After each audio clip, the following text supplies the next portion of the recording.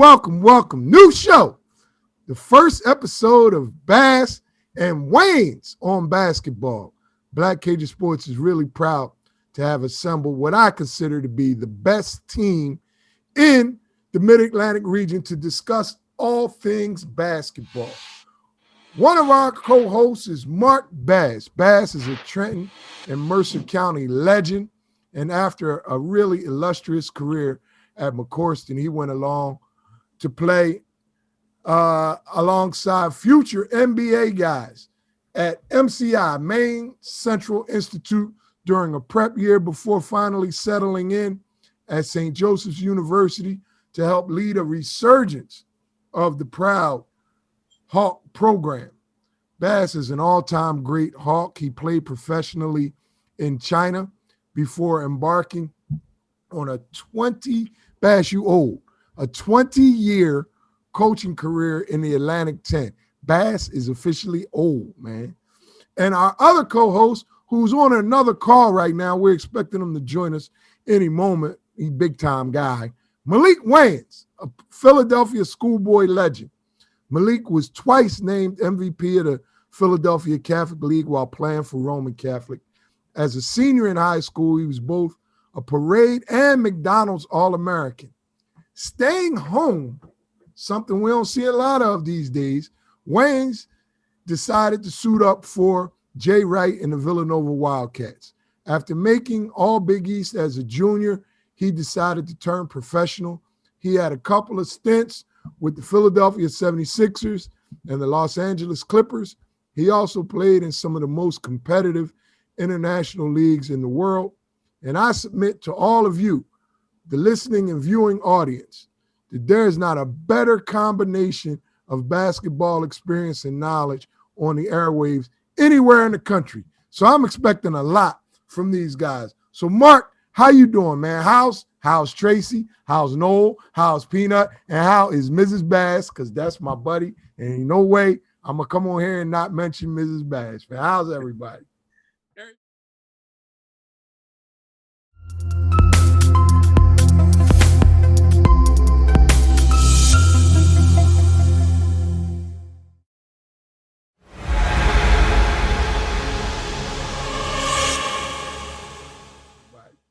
Everybody's doing good. We doing good. Thanks for having me on. I'm excited.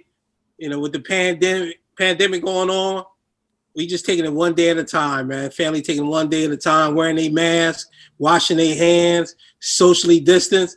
So we good, man. We just take it one day at a time. This Bass household.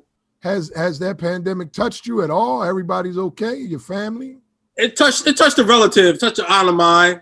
She struggled, but she's on the way back. Okay. Had a couple cousins that had mild symptoms, but my aunt on my father's side, she really was hit hard, but she's coming back.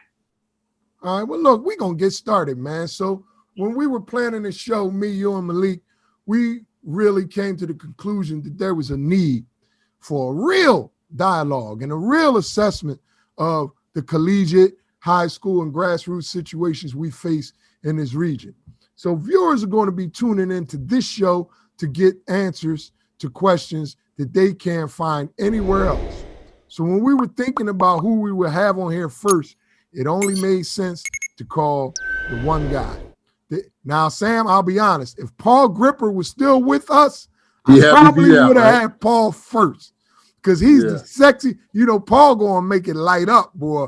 But Paul's not with us. So we brought in the outspoken and opinionated Sam Rines to be the first guest. Sam is the founder and director of Rock Top Academy. It's one of the premier prep programs in the nation. Sam plays all across the country. You got to catch him when you can. We're glad we caught him here tonight.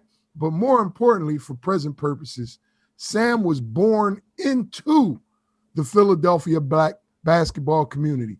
He's been a prominent voice and change agent for more than 3 decades. What's up, Sam? How you doing, man? I appreciate being here, good brother. Happy holidays to everybody. I'm honored to be on the show.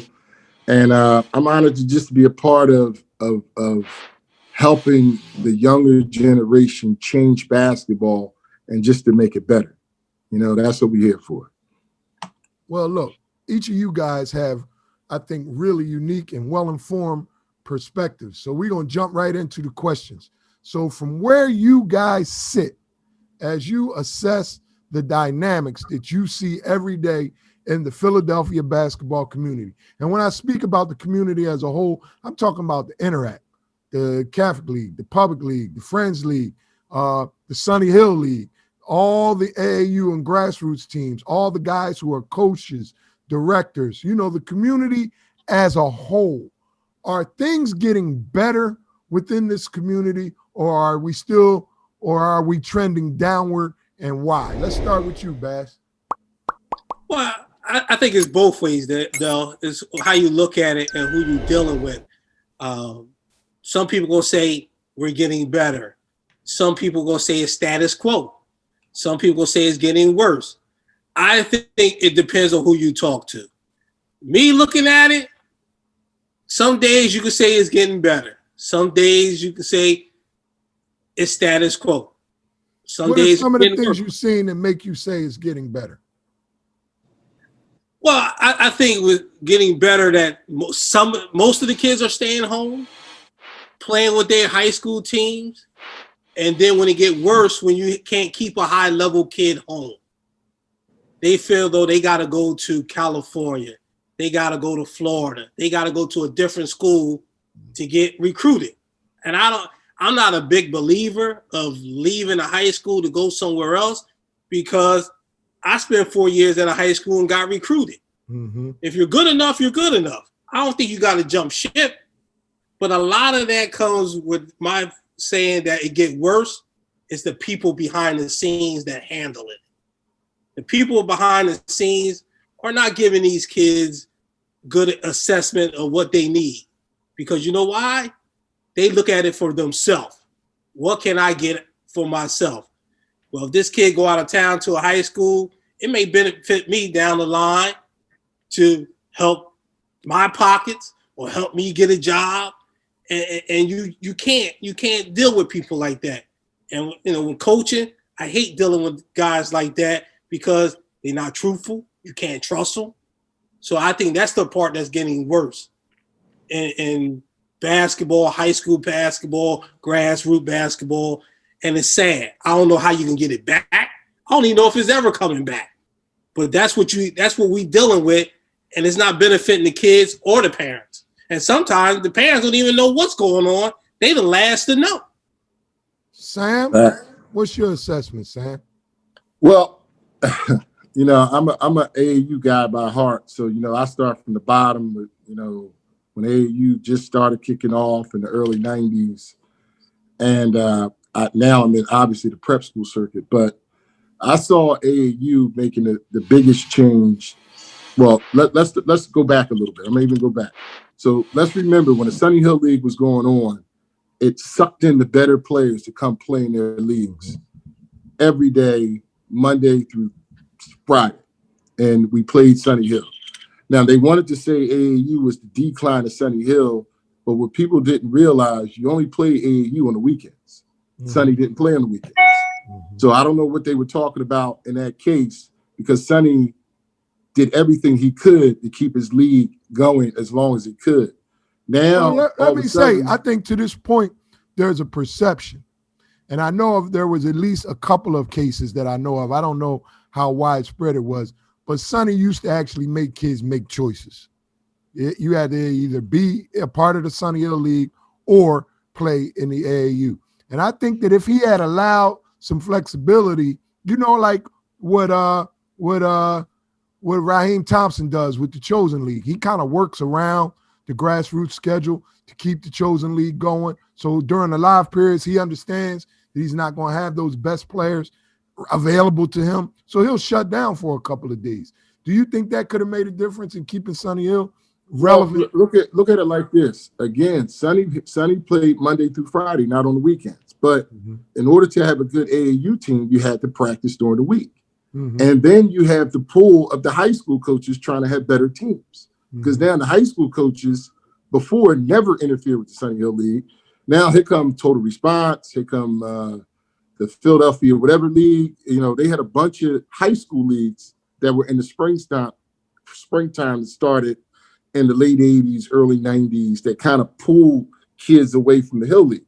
So long story short, when you really think about it, the AAU coaches, you can't even blame the AAU coaches because we always allowed the high school coaches to have first priority. And then the high school coaches would say, okay, I'm not going to bother you because we're going to allow you to play and prepare for the AAU circuit. But think about it. There was only big tournaments in April, in July, in September, and this has been going on for 25, 30 years. Now, they took away the April period for a while. They took away part of the summer, and they took away the whole fall. But it shouldn't interfere with what was more important to these kids. And bottom line is the whole point was to try to get these kids better. Now, this is the problem. You have an individual here, you have a team. What's more important, the individual or the team?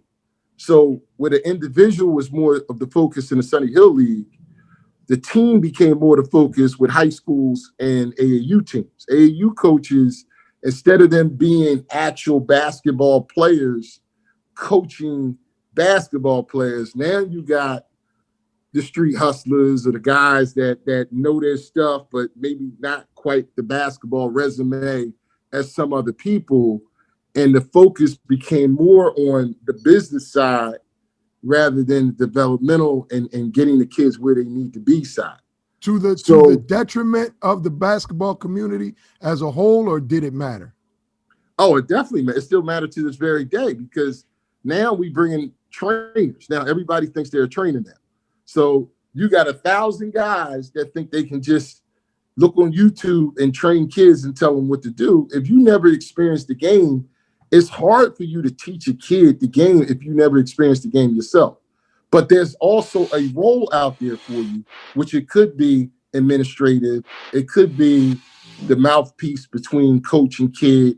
Nobody said you can't get involved. And it could be obviously the media, because when you really think about it, there's non-basketball people running basketball for the last 15 to 20 years.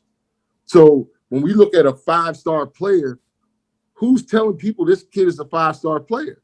It's usually the media. It's usually guys that never picked up a ball.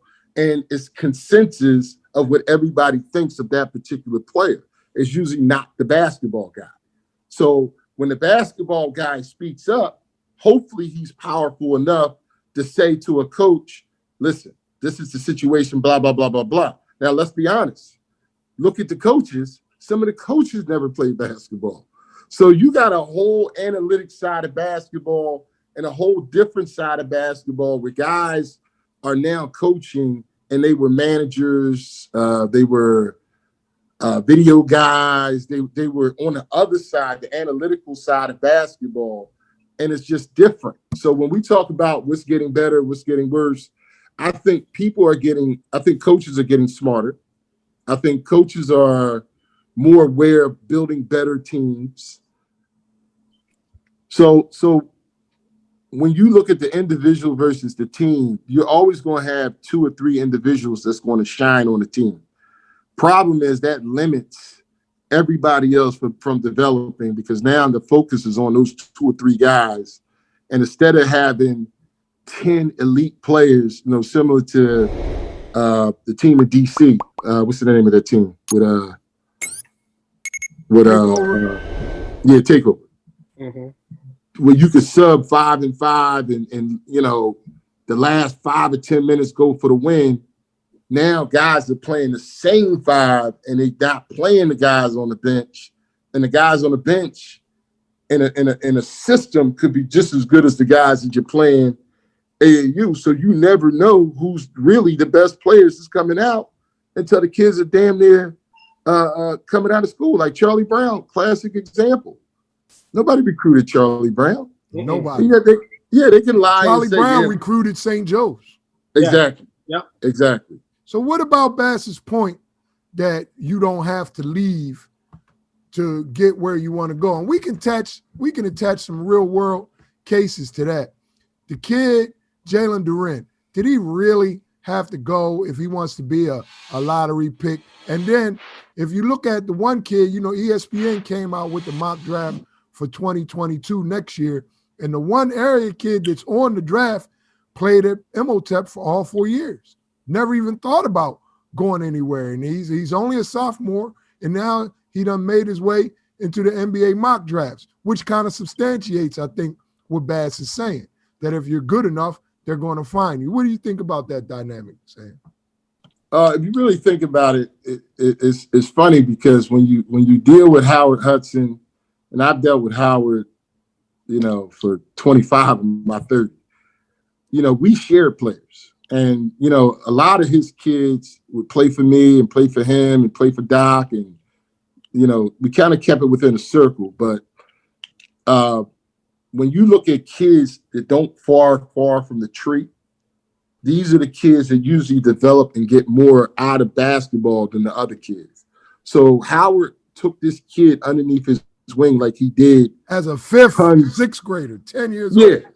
So tons of other kids, and he grabbed them when they were 10 and 12, and they developed in his program, and he ran AAU, so he always put them in great AAU situations, and all they had to do was play basketball and get better. He brought in guys, he might be a football guy, but he surrounded himself with basketball guys. Is he an anomaly in the Philadelphia basketball community? Are there more guys like Howard out there? Nah, there's more guys out there like Kamal, Rob Brown, Lonnie. These are guys that I sent Malik the wrong Zoom information. Oh. Oh, that's why. Hold on. So let me find it. Sam, I agree with you, Sam, but some of the AAU guys, I believe, don't get them better. Well, it depends on who we're calling AAU. Like, you have your guys that run it. Like I said, you can be an administrator, but then you got your guys that you have teaching, and the parents and the high school coaches got to be smart enough to take them somewhere else, to take them to a Louis Leonard or Bilal Ben. And, there's a lot of guys that, Shannon Gibbons and Miguel Boca Chica, and sometimes they attach themselves to some programs. Don Polk over in Jersey. Don Polk. Philly is blessed. Guys. They are basketball guys. Yeah. The guys that you mentioned, the guys that can get them better and don't want anything out of it but to see the kids get better. You need more of that. You need more of that. And they gotta come around these guys because there's too many non-basketball guys that's trying to be basketball guys.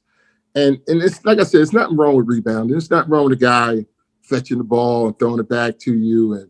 But what about that guy that's saying, hold your follow through, get your fingers in the basket, get your left hand off the ball. Those are the technical people that we lack. The ones that lack the details, and even some of the trainers that I watch train, like, we have a lot of good trainers in our area. Like, I think we have the best in the country, like Aaron and it's just a ton of guys that could really teach good stuff. Troy Daniels, like, I'm watching, and these dudes used to drop 30 and 40 back in the day.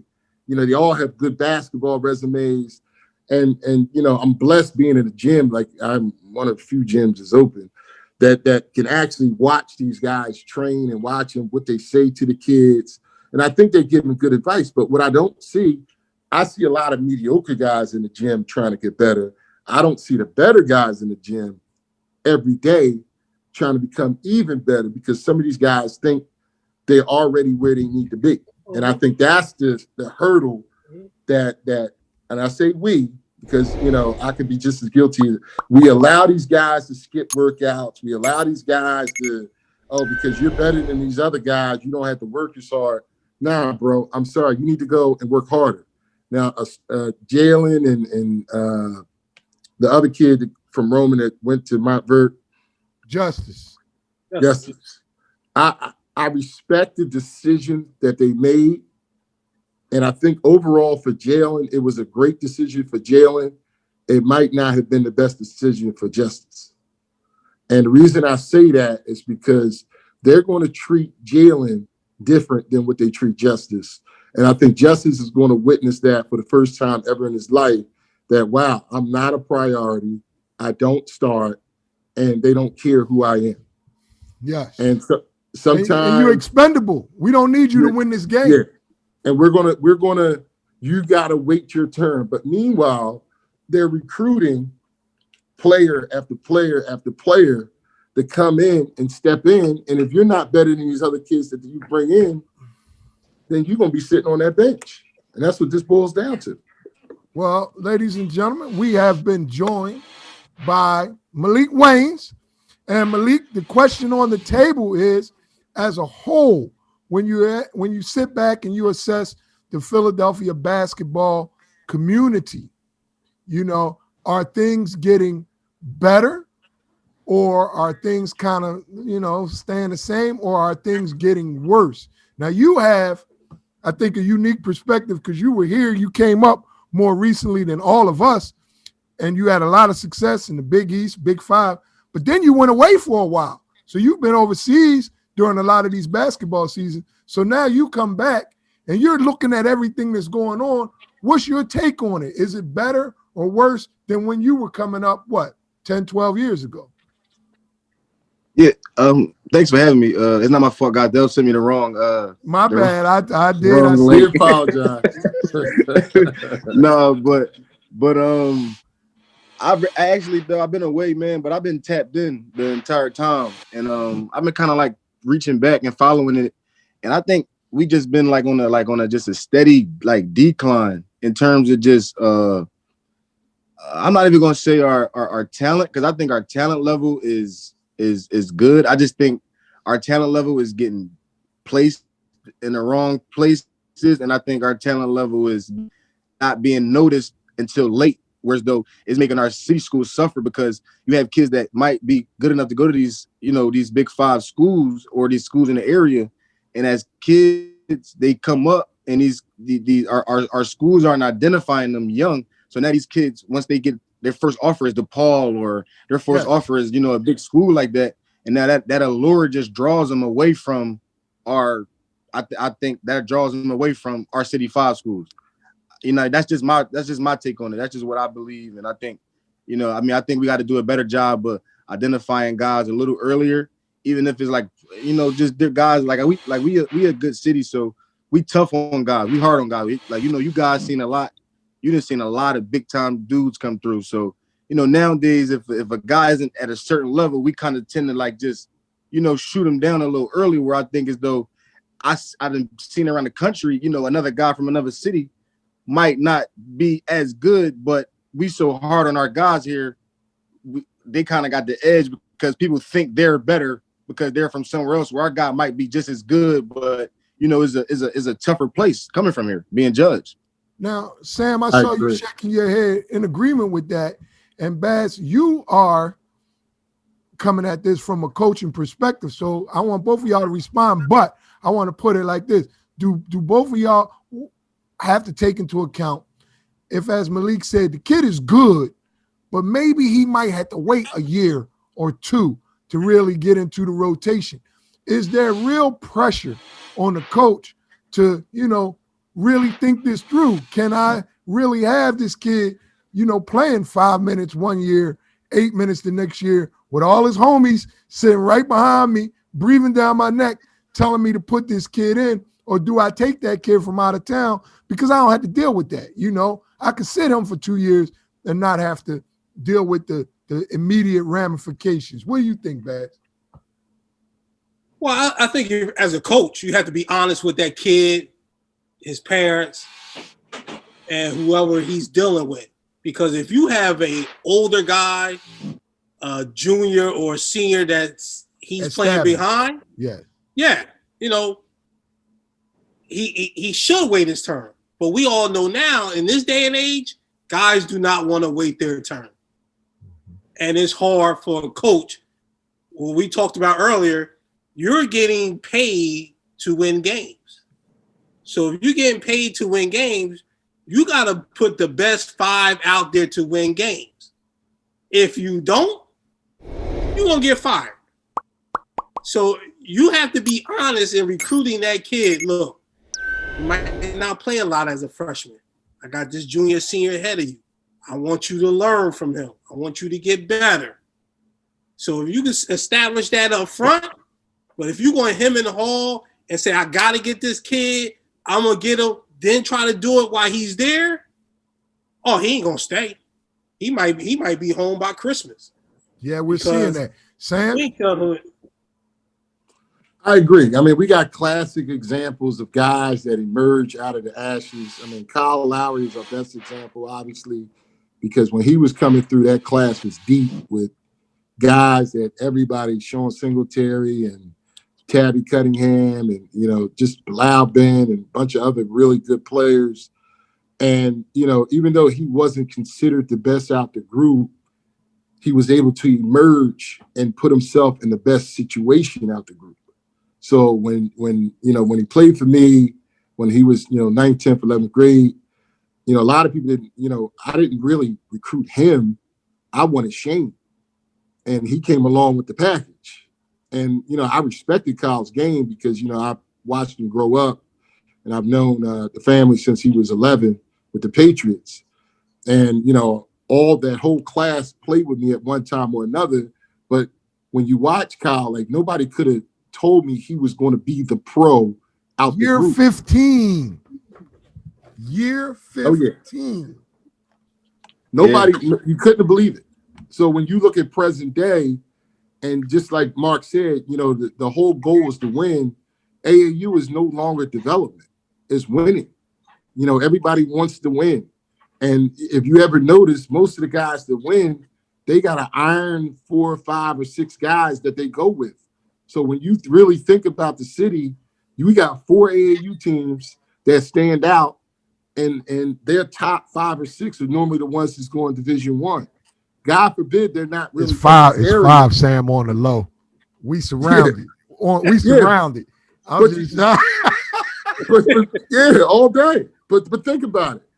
Out of all the AAU teams, and we talk about the top 5 or 6 guys, we don't know if we moving a kid up that's from the junior class up to be a senior. Now all of a sudden the kid that's 17 is playing with the junior that's playing with the seniors to be. Now he takes the place of another kid that might be good enough, but now he's stuck on a B team, and he's good enough to be an 18 player on another team if he went and left that program. But we look so down on leaving that it's the worst thing in the world. Like, oh God, you leaving this program to go to another program? Oh, you ain't gonna be shit. And that's the mentality. Instead of doing what's best for the kid, and Sam, that is said out loud. Yeah, all day. When the kid leaves, right. you're nothing, and that's said out loud. So everybody gonna look at the kid. Well, but my thing. So I want because why is that? Because it's certain kids like that. It's certain kids that just need that EYBL platform. It's certain kids that need that Adidas platform. It's Why you say that? Why you say that? The Under Armour platform. Why you say that? Because I think it's just I think all right. So just my perspective on basketball. Basketball is played at different levels. So you got certain kids like you have like I think EYBL was just like pro is skilled is like, let me give you an example. Like a kid like I'm not trying to like recruit. I'm not like trying to do anything like that. But like a kid like Xavier Brown from Roman, like, you know what I'm saying? Like a kid like him, like he plays for Caleb, which is great for him. No knock against him, but like I just see more like tough, gritty, hard-nosed players on that gauntlet circuit that a kid like him is not really going to play against because he like they're more so like low ones and tough kids, and he might not do well against them on a day-to-day basis because that's just not his style of game. Whereas though the EYBL, he's going to play against other high major players, and it's just going to be more of his style of game, more of his pace of game, and just it'll fit him better, and he'll just look better to the masses. This is what I believe. I'm not saying that this is right. I'm just saying this is what I think is, a problem in our city. But that's just me. No, you 100% right. When you really think about it, there's tiers to all this. There's tiers at every level of basketball, and everybody's not blessed to be on that tier. They're not blessed to be on Front Street. They're not even blessed to be at Roman. So think about even Roman, how many good players came to Roman and didn't even get the opportunity to even step on the court or play because they recruited somebody else that was better at that position. Mikael This is Brown-Jones was life. at Roman. Mikael was at Roman. Yeah, this is He was life. at VCU. Right. Well, look, let's look at Right. the colleges then. Of the City Six, let's throw Rider, Delaware, Del State, anybody that's within, a stone's throw, an hour drive. Who do you feel is on the right track and will be, really contending for conference championships and thus a trip to the NCAA tournament in the next couple of years? Who you feel is on their way, and why do you feel that way? Right now, it's just your school, Malik. If you ain't a Nova fan, you can turn college basketball off in Philadelphia and catch it next year, man. And I love some of these schools, but I just don't see it. So who do you think will turn the corner and start really pushing for NCAA appearances? Go first, Malik. Me, well, I mean, it's gonna sound crazy. Nova is Nova, but I think St. Joe's. Like, I know their record right now might be. I don't know if they won a game yet, but I know they play like a big time schedule. I watched them play Kansas. I watched them play Nova. I watched them play a few games. I just like what they're building. Like I like Jordan Hall. I like Damir Bishop. They long. Like they fit that mold, that style of just the new basketball, like where it's just positionless basketball. So I like really what they're doing in out of the Big Five. Sam? I like what I see from St. Joe's. I like even more LaSalle, not because I went there, but because I see what Ash is trying to do. Now, I think Ash can get some of that same style of play from Philly kids. I don't think he needs to leave the area to get some of the stuff that he's looking for. But I saw this year, starting with Jig and a couple other kids that he brought in some serious local pieces to really help him get to that next level. And, a lot of it is just, how good is your point guard? How good is your big man? And can y'all make shots? Drexel got a little way to go. Temple, I got to see more of, so I don't want to judge them too early. And just like you said, Nova's Nova. So, we can sit there and talk about it. Ryder, another situation. I think they need some bigs. Down year this year, Ryder. The last 3-4, they've been in the running in that league. Bad? Yep. It's a coin flip. It's a coin flip. You're so diplomatic. It is what it is. It's a coin flip. And I'm gonna go with a team that not even playing this year in the Ivy League. There you go. Man. I got all about that. Steve Donahue, great coach. I like that. Great coach. That.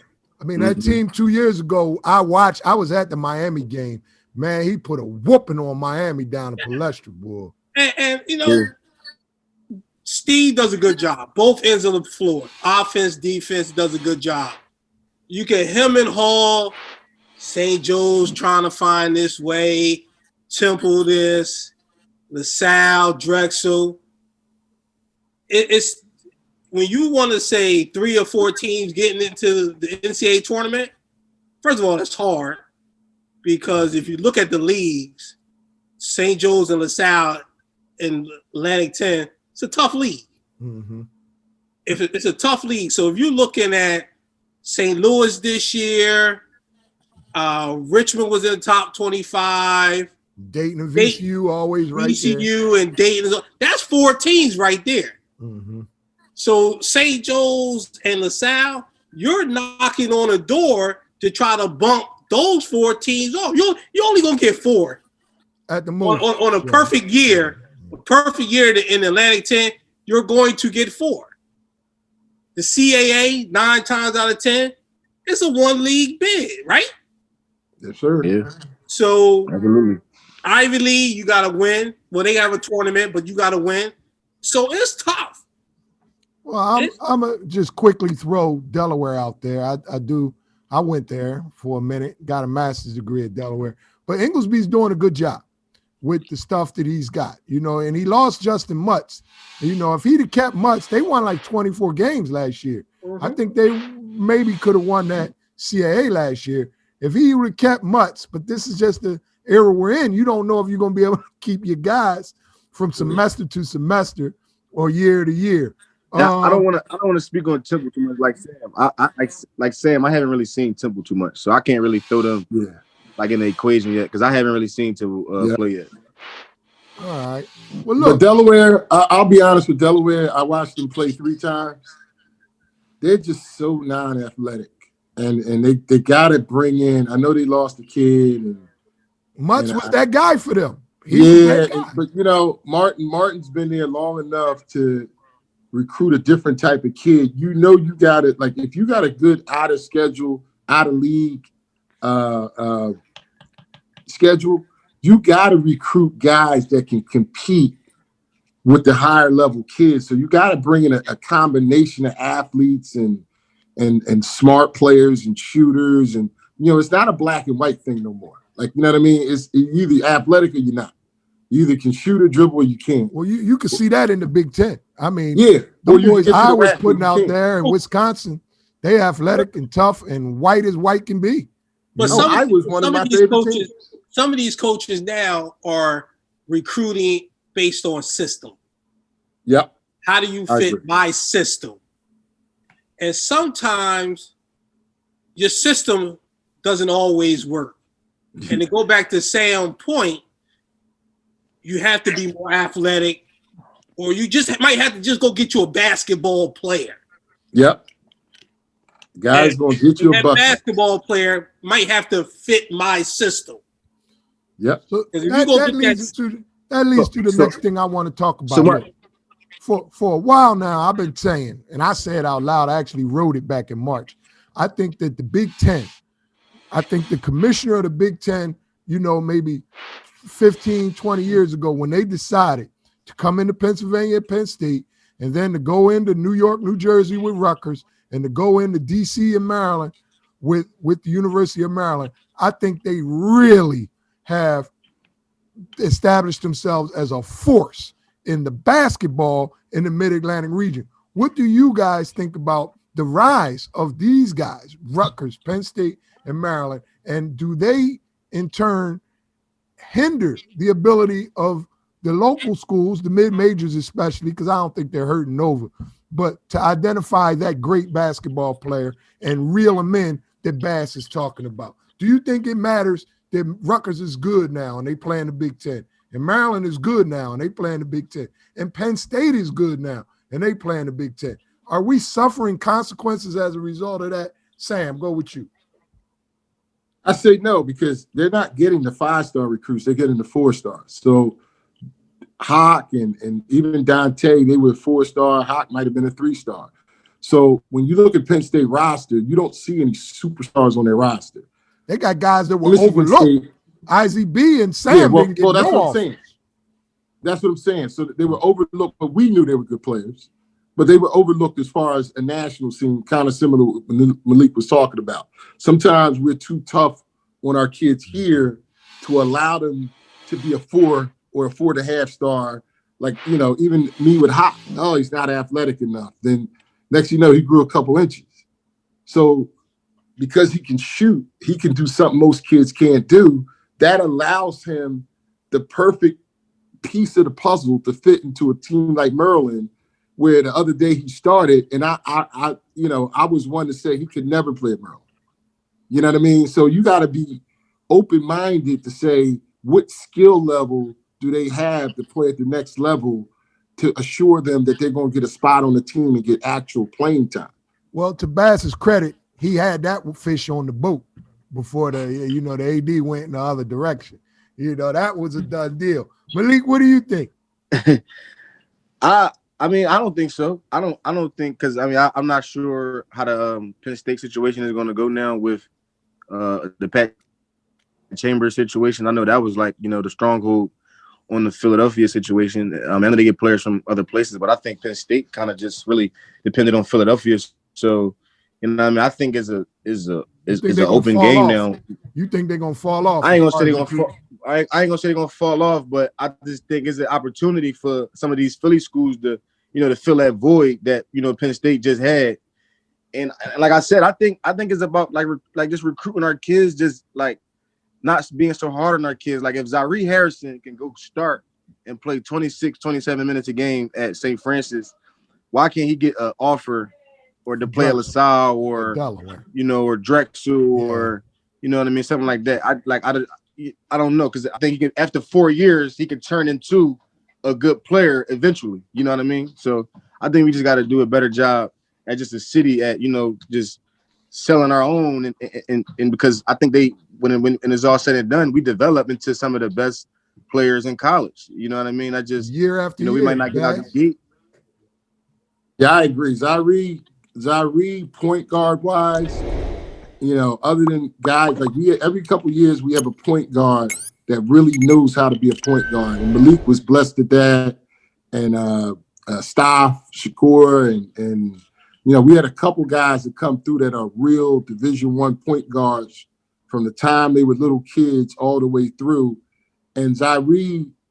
And, we could say social media, we could say because he played with, he didn't play with the normal AAU team. It was just haters out there that just didn't want to see him make it.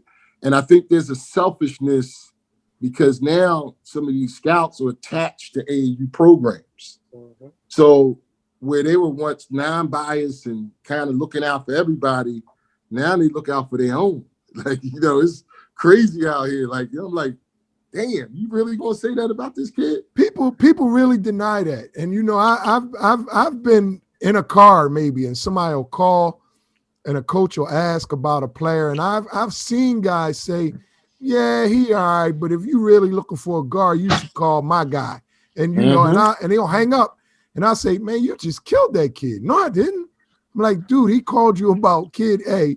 You told him. You took him off kid A and put him on kid B. He didn't even know who kid B was. You killed him. And that happens a lot, Sam. A lot. Bass, a lot more than what everybody thinks.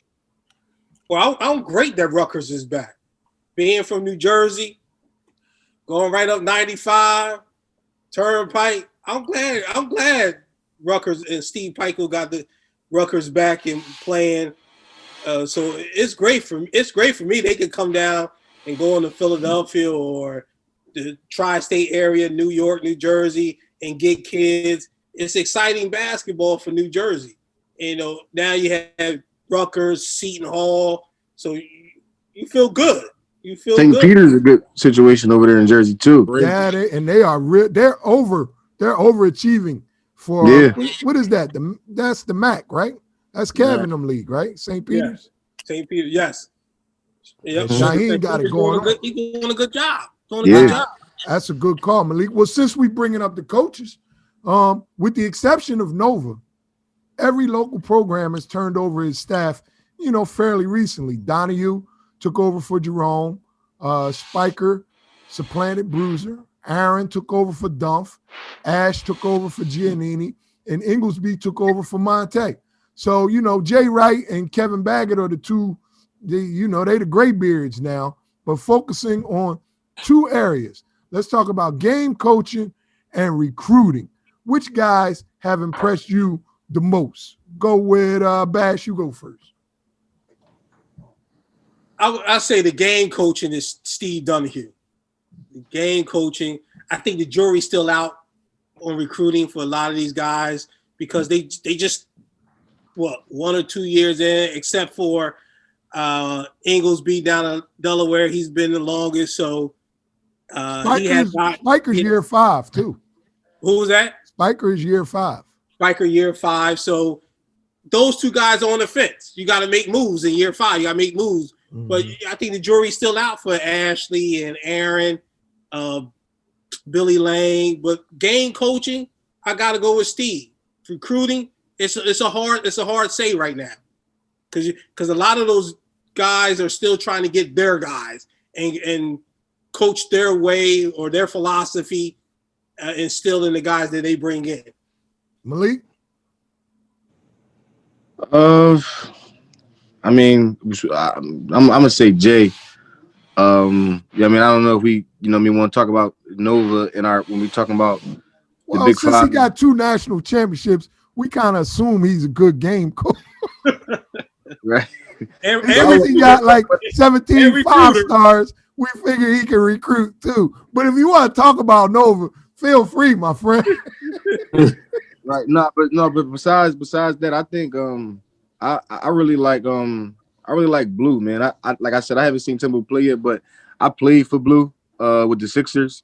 I was with Blue my whole rookie year, and I know how he is as a coach. I just know how he is as a guy every day. You know what I mean? So in game, I know he's going to be able to make adjustments and certain things like that because he's, you know what I mean? I know how he sees things. He sees things as a player, as a high level IQ guy. So, you know, I think I would go with Blue. And then recruiting wise, I still think they got to get their guys in, man. I still think like I just think How you feel they about got to Aaron be getting more pipelines Hicks? created. Aaron got Hicks and Hasir Miller. You think those are good local pickups for an American Conference team? Definitely. I think that's a great pickup. And I think, you know what I mean, it's just a great pipeline to start establishing. I think we gotta like establish some pipelines, these local schools to, you know what I mean, so we can you know, these schools can be, have some pipelines where as though it's a little easier for them recruiting because like LaSalle, you know, they fighting an uphill battle with recruiting. You know, Ash got some great stuff going on. But Like the he's a great resources, dude, great he's coach. at a resource deficit at LaSalle. You know what I mean? But it's just his facilities and you know what I mean where he's Yes. at. But I think if a pipeline is created, you know, what I mean, from different programs in the city and different things like that, then it'd be a lot easier for these guys. Sam? I agree with both coaches said. The way I see it with all the Big Five coaches, you got to take chances on. You got to believe your eyes. You can't believe everything you read. So I think what's happening is they're being misled by so many different people and so many different media outlets that they're not trusting their eyes. They're not trusting. A highlight tape can lie to you. A game tape can't. Okay. And I think what happens when you put, you get it put on a J-Do tape or one of these hot Vanderway tape, one of these hot, creative video guys and the artistic ability overwhelms you, Sam. Oh man, it's crazy because I see it all the time, and I feel bad for what the coach is really getting versus what he thought he was getting. And I know recruitment is getting harder and harder, but you got to work hard. Like recruiting is all about relationships, and when you're digging in and you're trying to find, like, I'm like this. I grew up with Blue and Monte. I have never had a reason to steer you wrong. So if I call you about a kid, just check him out. Now, you could choose to say you don't have a scholarship. You could tell me anything you want to tell me, but take the time to check him out thoroughly, and you can say yay or nay. Now, Kyle Kuzma should have been at Temple, but Temple didn't want to take the chance. And obviously, it wasn't Aaron, but, Temple did not want to sit Kyle Kuzma out and to keep him at Temple. And that should have been a done deal because everything we had in place was coming out of Philly. So when you have so many things in place, and you know that the kid might have to sit out or might have to do this because of his academics, then you got to do what's best for the kid. You can't do you got to recruit the game, not the name. Like you can't say I want to go to this Sam, school. who's on the right track? Obviously, we're not talking about Villanova. I think all the schools are on a track. The question is who's moving faster than everybody else. I mean, I like what Billy's doing as far as names, but he got to start bringing in kids that got games. Like, you can't just bring in kids. Oh, he's a 6'6" guard. He's a 6. They got to make shots. As much as I like Damir and I know he can make shots, put him in a position to make shots. Don't just throw him on the court and say, we want you to score, and you're the only guy on the floor that can create your own shot. And now he's forced to take bad shots. Now, if you never played the game, you wouldn't notice that. But guys that played the game, they would say, well, the mayor didn't have a good game today. It's not that he didn't have a good game. Nothing came free for him. So you look at him, Daly, they creating their own shots. It's a rumble every possession. Yeah. Yeah. When Daly leaves, now Daly's good at it because he's been around forever. But when Daly leaves, what's going to happen? Now you got to run something for those guys to do it. This is why Jay, and I didn't want to talk about Villanova, but I'm going to talk about him.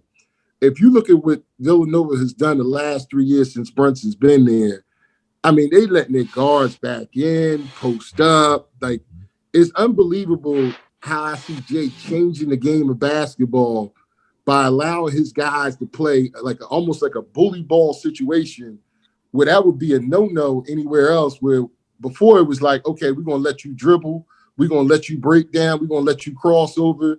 You know, that's the way you're gonna create your own shot. Now, what Jay said, okay, I got a kid like Colin Gillespie, I'm gonna let him go in, post up, and then pass out the post, Yes. or find guys out the post. Find And 6'10" guys for threes. Go ahead. Sam, you know what it is though, with Jay. I try to like tell people this all the time, cause Jay been doing everything. And I've been trying to tell people. So like we was in college, like he did everything he's doing now. It's the same culture. It's the same. He don't change. Like, whether it's a Final Four year, whether it's a national championship year, he's the same way. Basketball caught up to the program. Like basketball is different now, and basketball just fits now with Villanova how we've been playing. You know what I mean? Since Jay been there, like he's kind of like one of the innovators of putting out, positionless basketball and things like that. And he's found his niche to recruiting players.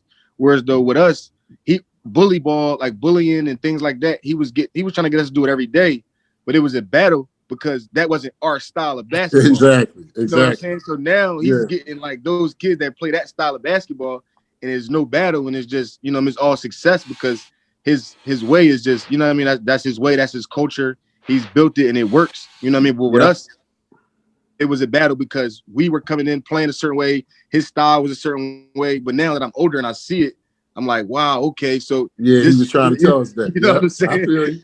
Right. But like you guys just said, like Malik and Sam, it's the culture. Yeah. So a lot of these guys has to build that culture, and you got to stick with that culture, and you got to recruit the right guys for that culture. Like the one thing I like about Villanova, they make the right pass. They make the extra pass. Yeah, every time too. The floor is spaced out. So it's beautiful to see. And I think a lot of guys try to emulate that. But if you don't have the right guys to do it, you make yourself look foolish. And I think he has the right guys to do it, time, and he get his guys to buy in and to stay. Yeah. And Sam's point that you recruit guys with the game that fits, and not necessarily the name. When he picked up Quinterly, and I was saying to people, I was like, yo, Colin's not just going to get out the way because this guy got that big name. I knew he was going to rumble. I didn't know that he would fight the kid off totally, but I knew in my heart, I said, I didn't watch Colin, in high school. Everybody had a bigger name. When they played basketball, Colin Gillespie brought it to the table, and I think he's a perfect fit for what those guys do there. So let's stay on recruiting for a minute. I think it's pretty clear now that these young guys and girls, too, see the world a little differently than we do and the guys that came before them. Some of the best prospects in this area have fled. Right now, probably our best ninth grade prospect is playing in Memphis, Tennessee. Justice, that's Ahmad Noel. And Justice and Jalen Duran are playing as 11th graders in Florida. Chance Westry left the region. He's playing as an 11th grader in California. AJ Hogarth spent his final 2 high school seasons in West Virginia. My question for you guys is this the new normal? Could we expect to see more and more of this?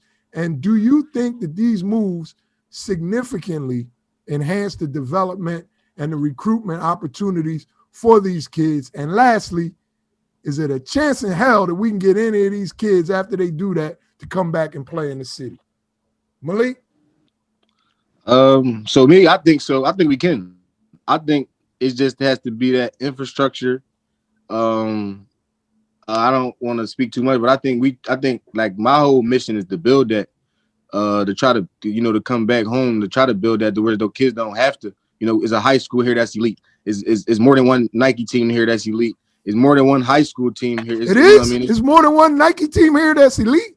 It is. So I mean that just it's more than one. It's not just you got this option and then it's like if I'm not good enough for this option, then it's like I gotta get out of here because I feel as though I'm gonna get overlooked. Then you know what I mean. So it got to be school. What about the schools though? Do you think like Dr. Scott is really blowing up? And he did it right in the pub, man. You know, Wooga didn't even play in 9th grade. So in 2 years of high school ball, he's managed to, you know, put himself in an ACC position. Do you think that these kids would have been better I think if they had left? I think the first thing is just our infrastructure. It's just like the pub is just like 100 teams. Like if we can have a public league of 10 teams, and we can like if there's a way we could do something like that, you know what I'm saying, 10 teams and do a Catholic league of the top elite team, you know what I mean? The public league is just 100 teams. So it's so many bad games that these kids are playing that, you know, it makes them want to leave. You know what I mean? But if we can kind of condense that and have all our top or have more showcases in the area or just, you know what I mean? But there's a way that we can have basketball here because we got a great basketball minds here. We got resources here. You know what I mean? We got guys coming back home now that's getting back entrenched and bringing all our resources home. So it's like, I don't see no reason why you have to leave now. But what do you think is going to happen? That's what you think should happen. What do you think is going to happen? Are more and more of these kids? No. I think this is going to happen. I think it's just as we speaking right now, it's happening. I think I'm leading the charge. Like I said, I don't want to even speak too much on on everything that's going on, but I'm pretty much leading that charge, and I think we're gonna get it done. I'm like, and I said, I'm real, like, you know what I mean. I'm a relationship guy. I always been down to earth. I always had good relationships with everybody. Sam knew that since I was a kid. You know what I'm saying? I knew Sam since I was in a freshman in high school. Like, you know what I mean? Sam probably one of the first guys to know I was good. So I'm just trying to come back and get the area back to that, what it was back then. You know what I'm saying? Because I see it ain't that no more. So I think we need to have it. Is he overly ambitious, Sam? Can we keep him home? He actually said the right thing. So he has the right ingredients to do what he need to do. So what I try to tell people, just like he said, it's too much fluff. Like if you play 22 games and 16 of them is bullshit, then that negates the whole public league from anybody wanting to stay in the public league. Now with the Catholic League and the dwindling of talent in the area and guys going to, and it's not necessarily guys is going to, we had the same problem back in the day when guys were leaving the Catholic League to go to Interact, when guys was leaving the Interact to go to certain area schools. Now what they're doing is they're going out of town instead of going to Abington Friends or Penn Charter or whatever the case may be. Philadelphia will always have talent. You just got to develop it. You will always have players. There's always good players in Philadelphia. There's one good guard league, there's going to be another good guard to come right behind them. Same with a wing, and somebody's going to be forced to be the star. And all you can think about moving forward, if you're trying to keep guys in town, give them the platform, give them the gym time they need to get better. Because God forbid, when you go out of town, you're bumping into guys that don't give a fuck about you. Can we say that on the show? Yo, you say what you want, brother. Oh, okay. Because they don't care about you. So Ahmad is lucky because, you know, he got Tashie with him. Mm-hmm. You know what I mean? God forbid if Tashie wasn't with him. And he's in Tennessee. Yeah. You know, you don't know what you're going to see.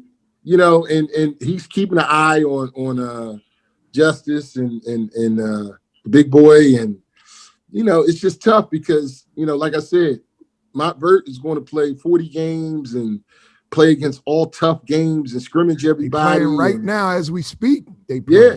And then when you look at Roman, they didn't even play their first game yet. And you know, why would I come back if you know you're about to face COVID next year too? Like, we got to keep it real about this COVID thing. It's not yet figured out. But down in Florida, they playing with masks, nobody in the stands and everything else. This is why my prep school is flourishing the way, you know, I just picked up a 7-footer today. We're flourishing because nobody else is playing. And because I'm able to go out of town and take my kids out of town, guys are willing to, you know what, coach, you've been good to me. God bless you. I think I'm going to play over here. And maybe I'll come back next year. But I'm going to tell you what happens. They get a taste of it with their travel, the way they treat you. You know, the cameras on you all the time. You're playing against good teams all the time. So it's like that glorified AAU. It's like the EYBL. When you look at elite high school and elite prep school, it's like the EYBL. And in Rock Top, you know, we've been average for so long now. All of a sudden, we start to become good, and we getting like you feel like a new team on the EYBL with some of the people that we play and how they treat us. Now everybody let us in the tournament. So, and, the next 2 years, I ain't gonna look up and see more 9th and 10th graders leaving the city, Sam. I don't think they'll leave in 9th and 10th grade because it's too hard to identify how good they're going to be. Like a kid like Ahmad is rare. Like he's very mature, high basketball IQ. Physically ready, yes. Yeah, physically ready, and he's a jump shot away from making money. Mm-hmm. But when you got some of these other freshmen, unless they're physically crazy, they can still be good and be 140 pounds and just grow into who they're going to be and what they're going to be. And these are the guys that we need to keep grounded. These are the guys we need to work with. All the guys that need development and maturity and let them mature, even if they need to take an extra year. Because, I would listen to Mark, how he went to prep school after high school. That's what the plan should be if you need an extra year. But, what happens, Philly, a couple of years ago, everybody wanted to take the extra year between 9th grade and 12th grade, which may not have been the best thing because now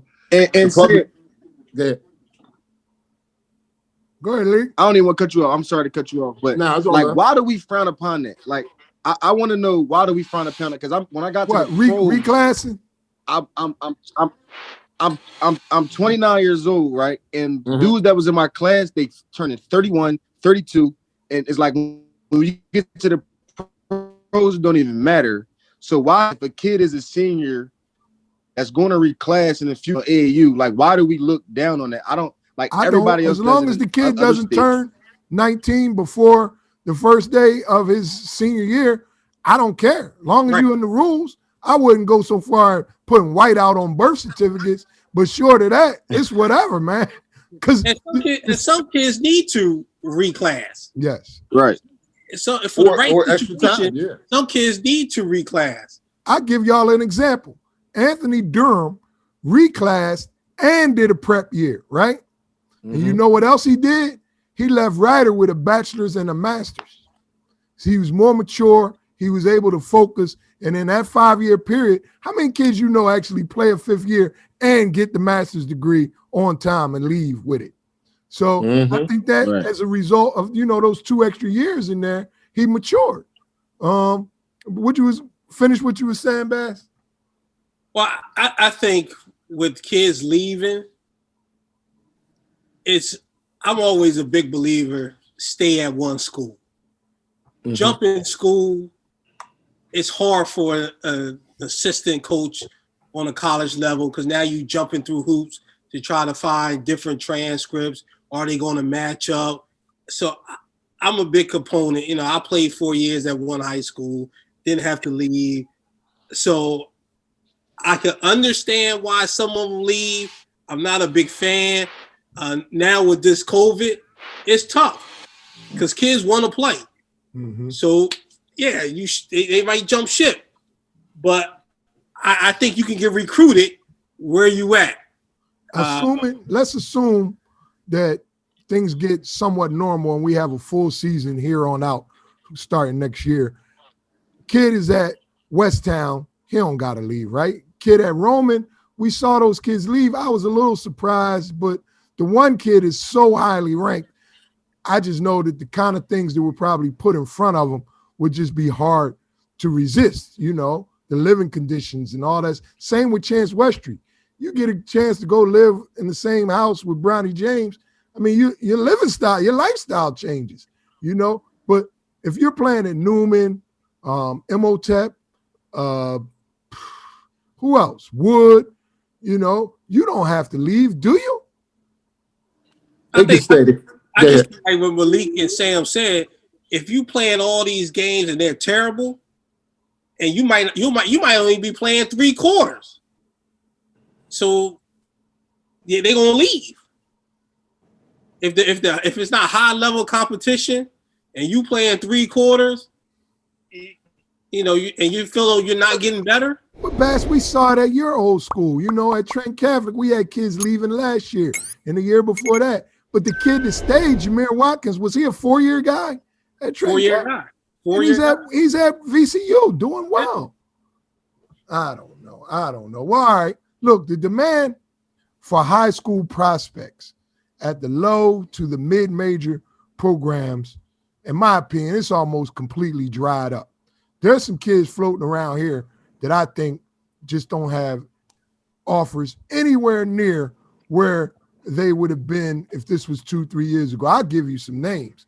Jerome Brewer, I think in a normal year would have 8, 10, maybe more offers. Aaron Lemon Warren, I think in a normal year would have 8, 10, 12 offers. These guys are struggling to get the attention of the low to the mid-major level schools because everybody's waiting on these transfers, with the NCAA allowing these kids to just move around without sitting out. Many of these coaches will openly tell you they're not even looking at these high school kids. My question for all of you, what advice do you have to a kid like that right now who's in the midst of his recruitment process and he's watched guys, maybe even as 10th graders, he was killing these guys. He saw them get Division I offers and he's got nothing. What should he do? I know what Sam's going to say. I know one guy on here from Rock Top probably calling and say, "Come to Rock Top, you can play for me." Looking for a grown ass man. You can come play for me. Yes. I think, all grown men come play for me. Go ahead, my bad. You got to play right now for those kids. I mean, you got to go somewhere where you can play. I think the Catholic League will play this year. I think it won't be. I think it won't be extended season. I think they will too. But I think it'll be. I'm not sure about the pub. Short I do think season. the Catholic League gonna play. Yeah, I don't know about the pub, but I think the Catholic League gonna play. I think the county gonna play like Suburban 1 stuff like that. I think they'll get a chance to play, but it won't be towards the end of January. But as far as recruitment, man, I think it's just all about who you put around you right now. Like that's just honestly speaking, because like Sam said. College, just the symbol of the fact is they aren't as working as hard as they were back in the day. Like, you know what I mean? They're relying on relationships and phone calls and things like that. You know what I mean? I'm not saying all of them, but I'm saying, some of them are. So if you're not with somebody that's getting those phone calls and that's able to, make those phone calls and things like that, it's going to be hard for you. And I mean, that's just the way it is. Like, I can't even sugarcoat it. And the phone calls are being made in the dark now because you ain't got no recent film. You can send them a little workout tape or a mixed, pickup game mixed. There's nothing going on, Sam. Yeah, you gotta see how these dudes cutting up these game tapes too. They cutting up these things like every turn. I'm like, damn, that motherfucker turned the ball over. They cut that shit right out the game tape, like it didn't exist. So modern technology, I told you, film, man, they can do whatever they want, make a kid look good, and everybody follows suit because what happens when the media believes it. The fans start to believe it. Then you got to look at your eyes. You got to trust your eyes. It's similar to the kid that's the number 1 player in the country. What's that kid name? Bates. Mm-hmm. So they saying he the next LeBron. Now, don't get me wrong. I think he has a chance to be a really good player, and I believe he's going to be a pro. But I don't think people know how good LeBron was when he was in 8th grade. I mean, it's just no comparison. You talking about a kid that dribbles and takes bad shots compared to a grown-ass man that knew how to play from the time he was in 7th grade moving forward. Like, he was a smart basketball player. He knew when to go, how to go, where to go. He developed a jump shot late in life. And I don't think these young boys understand how good you got to be, not just with the ball, but without the ball to be what you're going to be. At least Jalen Durant can block shots. He can do a lot of other things. He can run, down the ball, rebound. He can run the floor. So, I look at him as our next superstar, Rasheed Wallace type of pro. But other than him, everybody else got to be at the right place at the right time in the right situation. That shit is luck. So what's your advice though? If I'm first team all Catholic or all state last year and I'm not generating no buzz, there's nothing going on. And this is real, man, because I talk to these kids. What should they do? Call Sam. Well, Sam don't want to say it. Like this. No, for all seriousness, because like you said earlier, they're going to wait and see what these guys going to do. Transfers, yes. The transfer. Well, even if the transfers don't pan out, then they're gonna start saying, okay, who's out there? Yeah, always, and that's always the pecking order between JUCO and prep, and all I got to do is play a couple JUCOs. This is why we try to play Harcum as much as we can when we do play against Harcum. Before Harcum would smack us up by 80, then it becomes 60, then it becomes 40. A couple games it was 20. So, you know, they might smack us up in the early season, and a lot of it has to do with the circumstances too. Like some people, they be like, "Oh man, we scrimmage them. Could you not play zone? Could you just play man to man?" Come on, bro. You got grown ass men 3-4 years older than my kids, but you want me to just play. But then he come out in a zone trap and some other bullshit. And this is the kind of shit I got to face when I'm scrimmaging because I got to go by their rules. Otherwise, they don't let you scrimmage. So, you know, it's important that we follow the rules of the situation. It's not designed for you to win every single game. So when you got a kid that's leading the Catholic League and scoring, first thing I would do if he's a junior, I would look to find a different AAU team. Because sometimes the AAU promoters are the ones that start the process, or at least get the process started.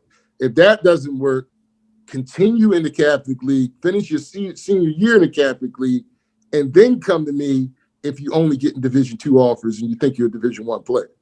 That's when you come to me, because then I say, all right, you need to get in that weight room and become a grown-ass man.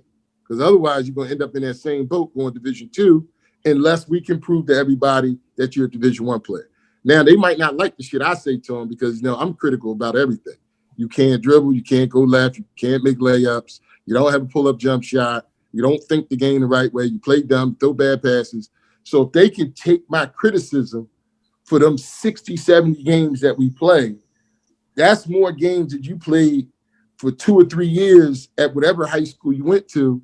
Now you become caught up to guys that are playing at Montverde or guys that's playing somewhere else at an elite program, because I play the same teams.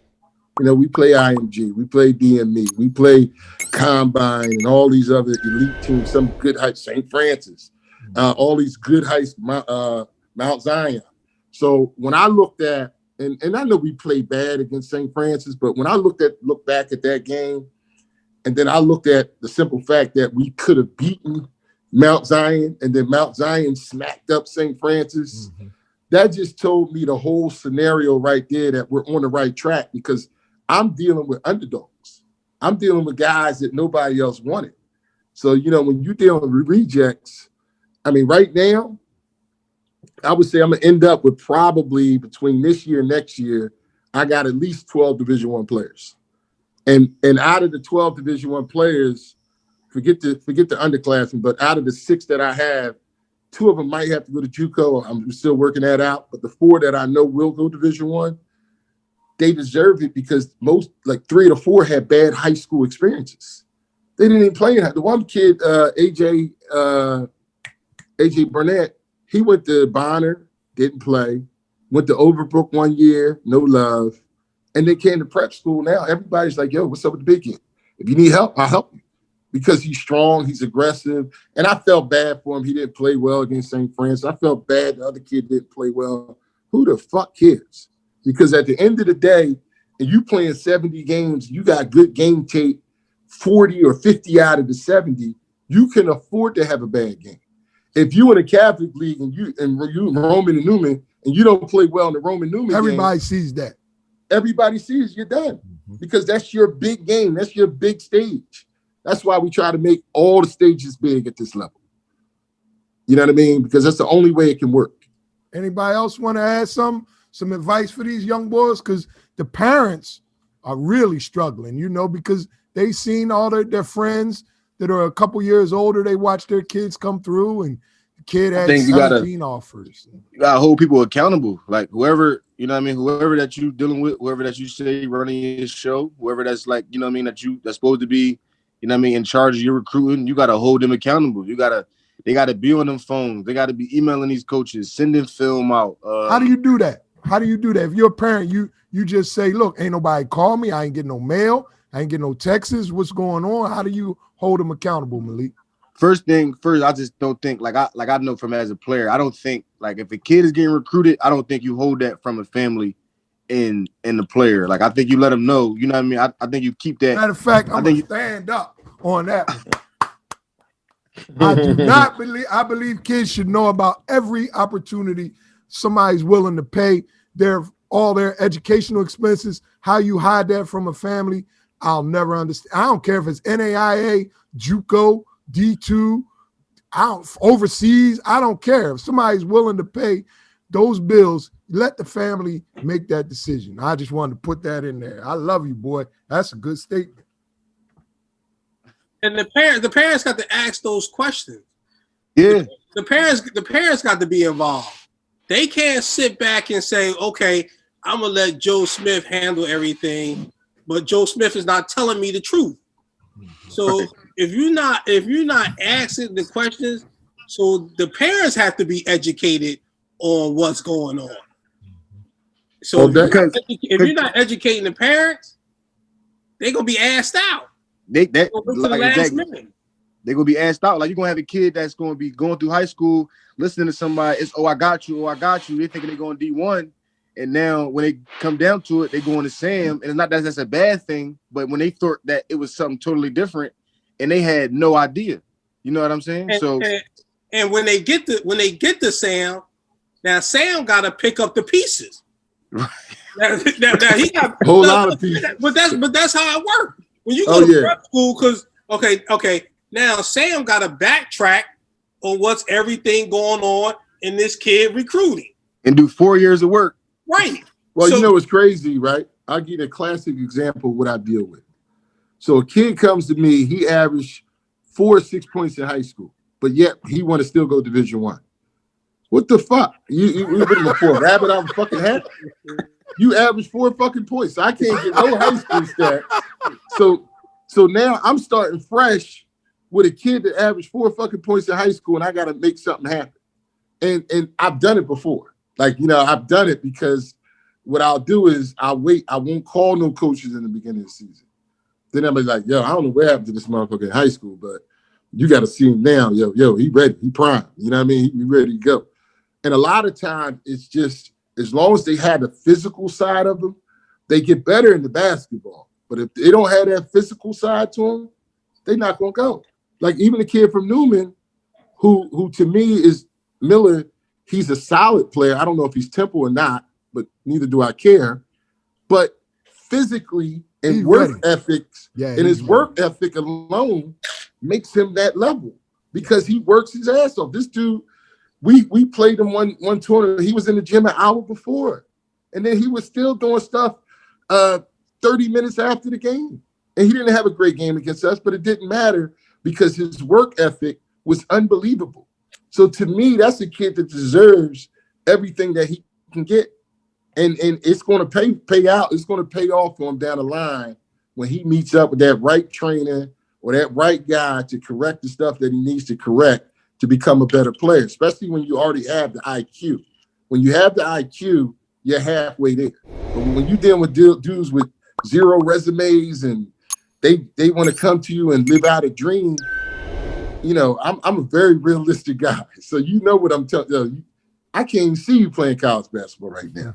So if you can't make a 30-second suicide, you shouldn't even be asking me about colleges. And I'll go a whole season, you can't make a suicide, so I ain't calling nobody. But this is what I'm going to do. I'm going to give you your game tapes.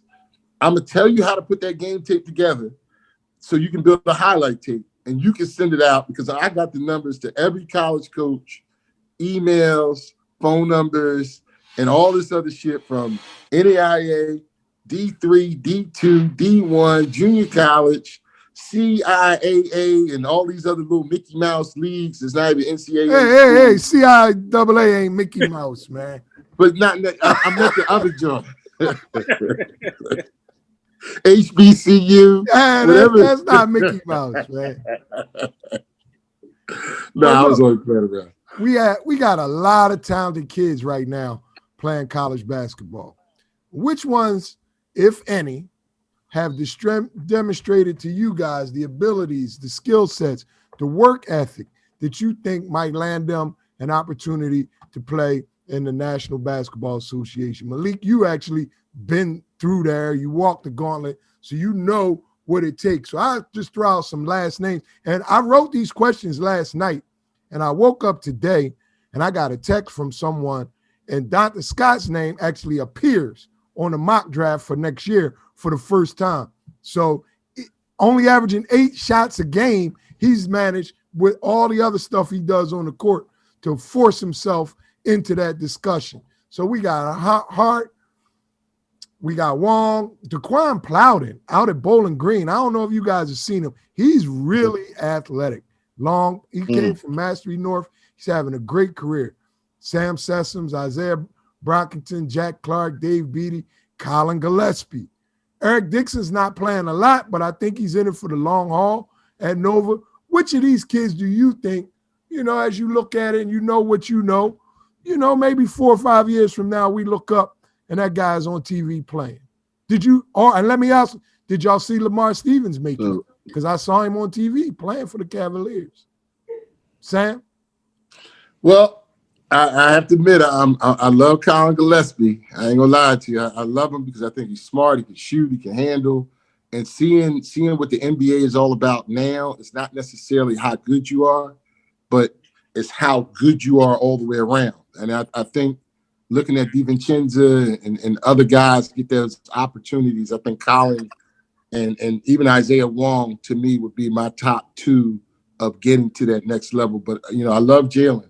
I think Jalen, as a young kid, being taught how to play, being taught what to do by Kevin Boyle, who I think is a great high school team coach. And I'm not going to say individual, but definitely a great high school team coach. I think Jalen's going to be the next up in line to make big time money. And other than that, I mean, Chance Wesley, I'm not sold on him yet, but he's not that far away.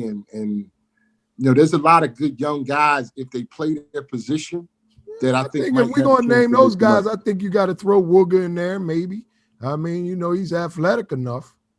Only reason I say he has a lot to prove to other people. We saw him have a great spring, summer, fall, and we put him there. I think if a lot of people would have seen him play the year before, they wouldn't be having this conversation. He wouldn't be in a tip of our tongue. But just like you said, the way he developed over the course of a short amount of time, I mean, the sky could be the limit for him if he develops a jump shot and starts learning how to play the right way and little things that you'll learn over the course of your basketball career. It's funny hearing Malik talk about how Jay was trying to get him to play one way and they just played a different type of way. Now what kids are doing when they hit that top level, because they're so afraid of the competition, they're all ears. Malik had nothing to worry about before. It was, you know what I mean? He was already a star. So he was the McDonald's all-man. He made the school. The school didn't make him. Now it's the opposite way around. Now the school, and you see the situation at Kentucky now, the school is bigger than the player.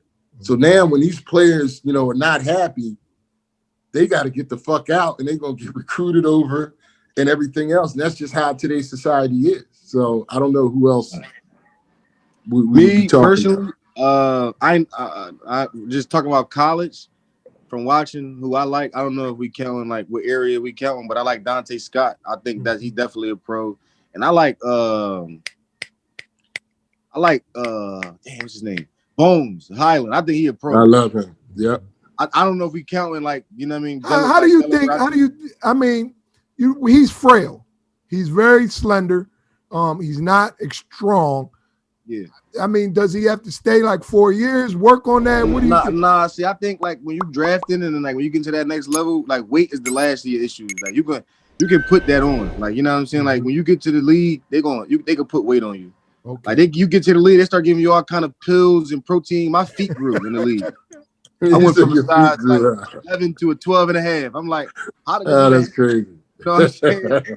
So I don't think they draft now. Like you look at these guys like Anthony Davis and them type dudes, like you see what they turn into. Like you see him in college, then what they turn into. A kid like him that that can play like that. I don't think his weight is an issue for him. I think they'll put that on him. Anybody else? I had to agree with Sam and Malik. Gillespie, Wong, Bones, Scott, and I would throw Hart. He got size, he can shoot it. And I just think the NBA is more of a skill game Like especially if you can shoot the ball, I think you have a place. You can find a place on the NBA team, especially if you can shoot it. Yeah, so definitely. I like those guys. And I forgot to say, but yeah, Hakeem Hart, like he's showing me, like I didn't know he was like that athletic. I didn't know he was like surprised me. Like he's turning into like a prototypical Mikal Bridges type of 3-and-D. Like that's what he's looking like. So I mean, he's definitely in there to me too. So like Hart, Dante Scott, Bones, definitely Colin Gillespie. I was staying away from Nova, but definitely Colin Gillespie. I mean, I think Nova got a couple pros. You know what I mean? But if we're not counting the area guys from the area, I think Nova got some guys that all be pros. I mean, that's every year up at Nova. All right. Well, this is good stuff. So now, last question I'm going to ask, and it's got 2 parts and no ducking. I want answers. James Harden or Ben Simmons, Jalen Hurts or Carson Wentz? Come on, Malik, you first.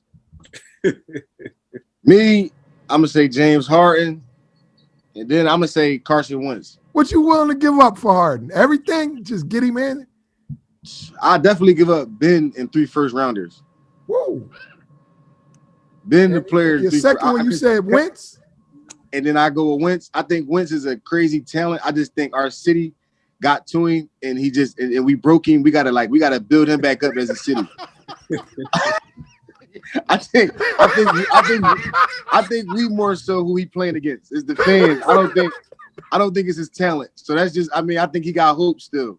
I still got faith in him. Philly, hey man, you could go down Kensington. You see what Philly do to people, man. I'm gonna go the other way. I'm gonna keep Ben, and hope and pray that Tobias Harris can be your third guy. And I'm gonna keep Hurts. I like Jalen Hurts. Jalen Hurts going through the same thing he went through at Alabama. When he was the starter, Tua came in, won the national championship. Yes. But the following year, he came back in for Tua. So Hurts been through it.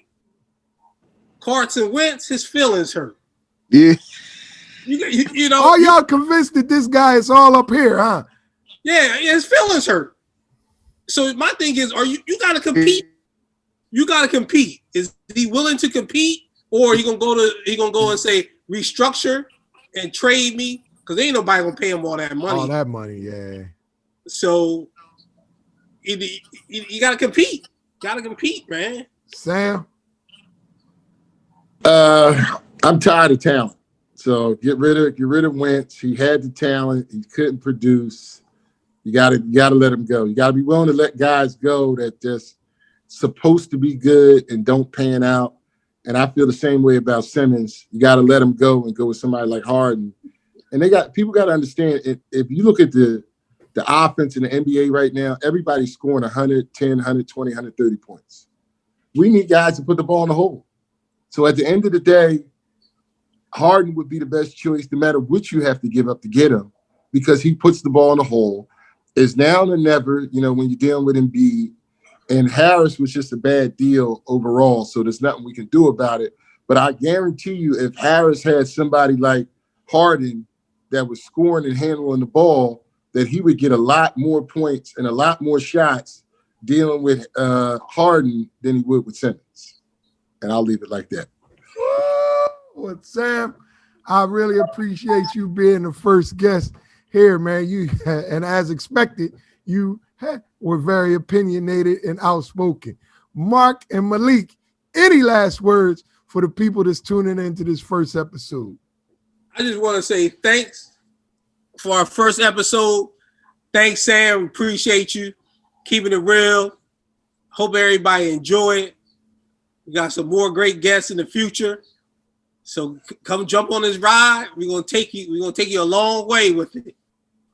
Malik? Thanks, man. I just want you to thanks everybody for coming out. Watching. Thanks, Sam, for you coming. Appreciate it, brother. I think always keeping it real. Malik freezing a little bit. Yeah, I think this show is gonna be fire.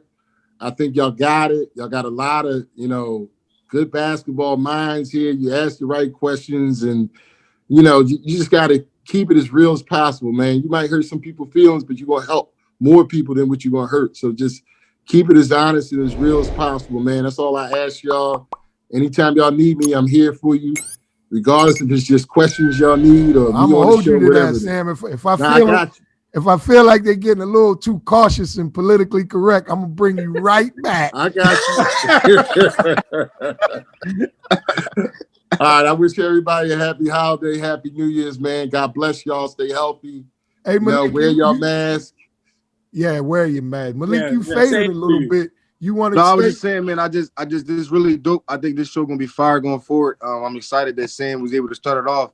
Because people don't even really know. Me and Sam got a deep history. I ain't gonna get into that, but that's my We guy. good. So I appreciate you coming out, Sam. Now, I love you. I love your family. Tell your pop and mom I said what's up. For sure. Everything, man. We For 20 sure. for Godfrey, baby.